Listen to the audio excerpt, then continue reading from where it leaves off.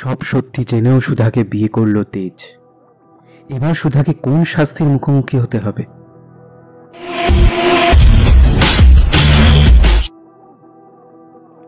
বর্তমানে সুধা এবং তেজের বিয়ের ট্র্যাকটি ধারাবাহিকের কাছে খুব জনপ্রিয় হয়ে উঠেছে।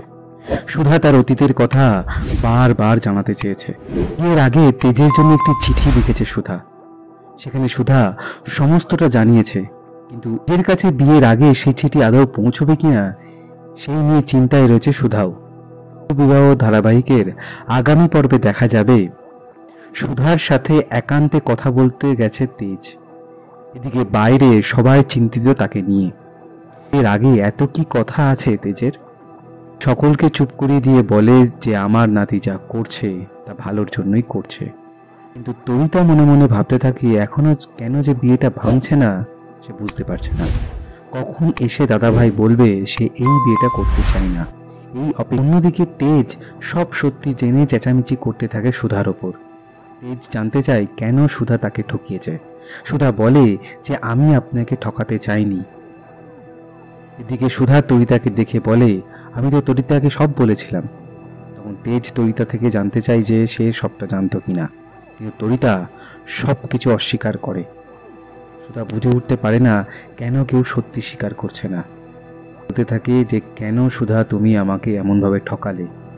তেজের মা চিন্তিত হয়ে পড়ে তেজকে নিয়ে। তেজের সাথে যেন কিছু খারাপ না হয় এই ভাবতে থাকে তেজের মা। ওর বিয়েটা যেন আজকের ভালোই ভালোই হয়ে যায়। ওদিকে বিয়ে বাড়িতে উপস্থিত অতিথিরা বলতে থাকে এই বিয়েটা আদৌ হবে তো? নিচে নেমে এসে দেখে প্রচুর অতিথি অপেক্ষা করছে তাদের জন্য। আবার সুধার কাছে আসে এবং বলে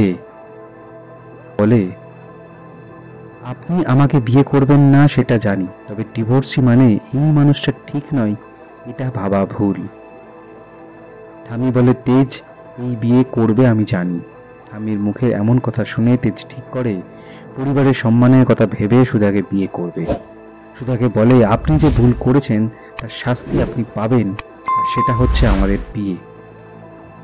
এরপর সুধাকে কি শাস্তি দেয় তেজ জানতে হলে দেখতে হবে শুভ বিবাহের আজকের পর্ব।